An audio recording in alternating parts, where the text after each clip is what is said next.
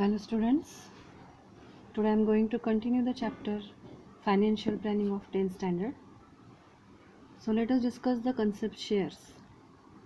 So to establish a company, desiring persons come together and form a company. Persons who form a company are called promoters and the company is called as the limited company. So what is meant by share? A share is the smallest unit of capital. The value of share is printed on the company's certificate with other details is called as a share certificate. Now what is the meaning of shareholder? A person who owns a share is called as a shareholder. Then the stock exchange, the place where buying and selling of shares takes place is called as the stock exchange. So next about the face value, which is also called as FV. The value printed on the share certificate is called the face value of the share. It is also called as the nominal value or printed value. Next one is the market value, that is MV. The price at which the shares are sold or purchased in the stock market is called as the market value of the share. Next one is the dividend. The part of annual profit of a company which is distributed per share among shareholders is called as a dividend. Next one is a comparison between the face value and the market value, that is FV and MV. So these are the most important points. If the market value is greater than the face value, then the share is at premium. Next one, the market value is equals to the face value, then the share is at par. And if market value is less than face value, then the share is at a discount. And one formula is there, that is face value is equals to market value minus premium. Now the practice set 4.3. The first question is regarding to the activity and it is regarding to this formula also. So complete the following table by writing the suitable numbers and words. So in the first example you are given the face value and we are given that the share is at par. So what is the market value? So we know the formula. So when face value and market value both are same, then the share is at par. So the answer, both answers must be same, that is face value and market value are same, then the share is at par. Next one you are given, that is share is at a premium having value 500 rupees. Now see premium. In this case the market value is greater than the face value.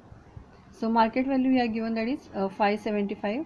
So by using this formula we can easily find out the value of face value. So 575, that is market value, minus the premium, that is 500. So we get here the face value. The face value is 75. Next one we are given the face value is 10 rupees and market value is 5 rupees. So it is the discount of 5 rupees. So next one, that is Mr. Amol purchased 50 shares of face value rupees 100 and when the market value of the share was rupees 80, the company had given 20% dividend. So find the rate of return on investment. So we are given that is face value is 100 rupees and the market value is 80 rupees. Now the investment per share is 80 rupees since the market value is 80 rupees and the dividend we are given it is 20%, that is 20 rupees per share of a face value of rupees 100. So let we consider that the rate of return is X%. So 20 upon 80, because the price of one share is 20 rupees on 100 rupees. So 20 upon 80, that is the dividend, and rate of return, that is X upon 100. So by calculating the value for X, so we'll get it 100 into 20 upon 80, that is the answer is 25. So the rate of return for Amol is 25%.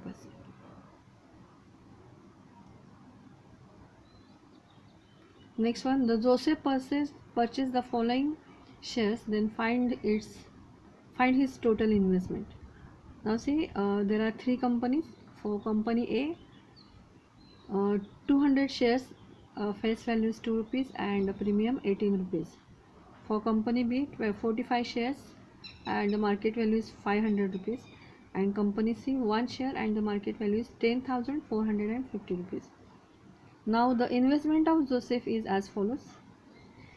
So for company A, 200 shares, face value is 2 rupees and premium is 18 rupees. So market value we calculate by this formula, that is face value plus premium.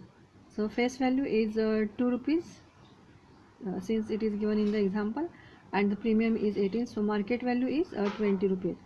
So the investment for company, that is he purchased the 200 shares, so 200 into the market value, that is 20, so 4,000 rupees. So this one is the for first company, that is company A. Next for company B,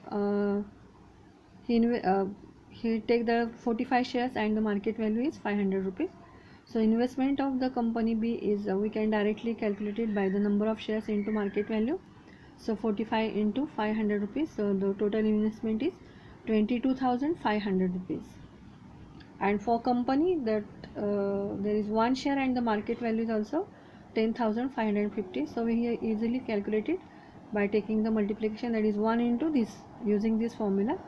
I directly write it here, that is 10,540. So we get the three amount, that is 1, 2 and 3. Just we have to take the addition, that is 4,000 plus 22,500 and 10,540. So the total is 37,040. Means the Joseph invested, that is 37,040 rupees. Next, Srimati Deshpande purchased shares of face value rupees 5 at a premium of rupees 20. So how many shares will she get for rupees 20,000? So the face value is 5 rupees, we are given in the example. Next one, the premium is 20. So we calculate the market value using the formula, that is face value plus premium, that is 5 plus 20, we get 25. And the sum invested, that is 20,000 rupees. Sorry, how many shares she will get for the rupees 20,000? The sum invested is equals to number of shares into market value. So the sum invested is 20,000 rupees. Number of shares we don't know, so, and the market value is 25. So we calculate, that is number of shares is equals to sum invested upon market value.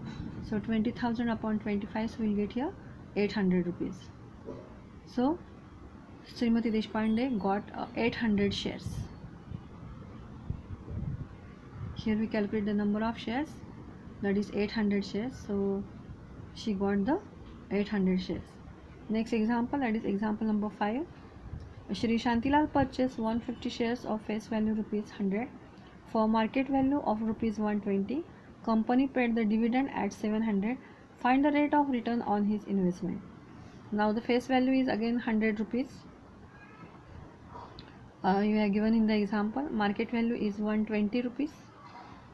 And the dividend is 7%, and the dividend is 7%, that means dividend is rupees 7 on investment of rupees 120. So rate of return is equals to the formula is, that is dividend income upon sum invested into 100. So the dividend income is 7 rupees and sum invested is 120 into 100. So the rate of return is approximately equals to 5.83%. And so the rate of return is for Shantilal is 5.83%.